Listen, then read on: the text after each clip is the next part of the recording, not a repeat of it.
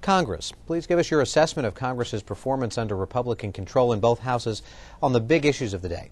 Well, this has been a do-nothing Congress. It's met fewer days than any Congress in recent history. And yet we've got some big issues, as you said. Look at immigration. The House passed a bill, the Senate passed a bill, and the two won't get together. This Congress is far too partisan. It's way too divided. Instead of working for the common good, they seem to only be able to score points against each other. And Congress hasn't even managed to be a watchdog over the president, which is what its constitutional role is. My campaign is more of a referendum on Congress and the corruption in Washington. I think it's time for people to elect a candidate who's willing to sign a candidate employment contract, which can be found on my website at badnarik.org.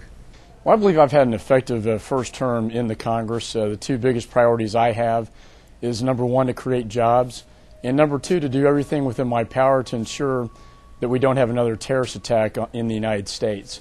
With respect to the economy has never been better. We're in an all-time high in terms of job creation, and the unemployment rate is about 4.7%. The Austin area, I believe, is booming. The Samsung expansion is something I've worked on. I've been very focused on that.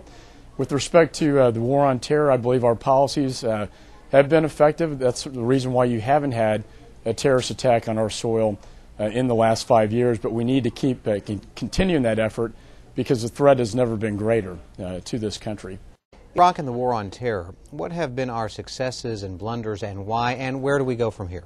Well, I'll be the first to admit that we've made mistakes in that particular portion of the war on terror. But it's important to listen to the words of bin Laden when he says that Iraq is the center stage for the war on terror. You know, the national intelligence estimate, when taken out of context, but when you read it, what it says is that victory in Iraq is absolutely critical to overall victory in the war on terror. So while mistakes have been made, we have to remember that we're there, the terrorists are there, and that we need to prevail in the end and finish the job, as so many troops have told me coming back home, that we need to finish the job, and I believe that we will. Our U.S. foreign policy should not be one of intervention. Right now we are empire building. We should have a policy of non-intervention, which is not the same as pacifism or isolationism. The Founding Fathers suggested that we maintain economic ties with all countries and entangling alliances with none. I think America would be much safer if we brought our military home as safely and quickly as possible from 130 countries around the world. It's hard to find a success. It was a mistake to go in. The president said there were weapons of mass destruction in Iraq. When that turned out not to be true, he said, well, we're bringing democracy to the Iraqis.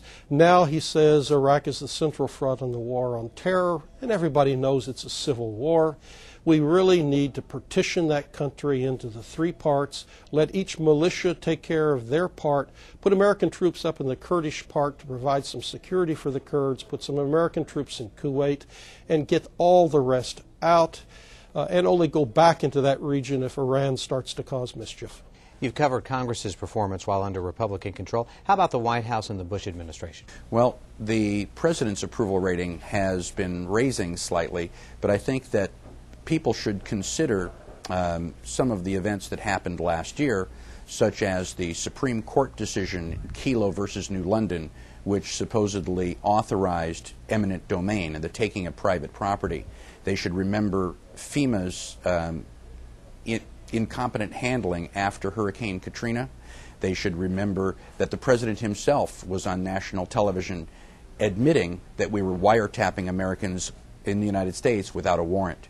I think it's time for a third party to go to Washington. The central issue facing people today is our national security, and whether or not this war in Iraq has anything at all to do with that security.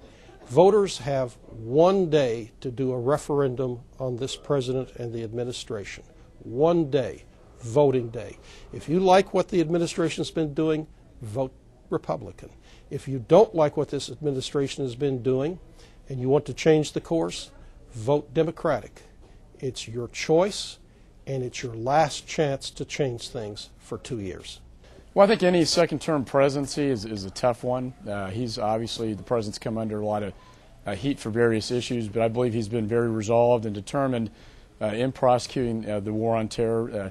We approved in the Congress the last couple weeks funding for border security, major funding.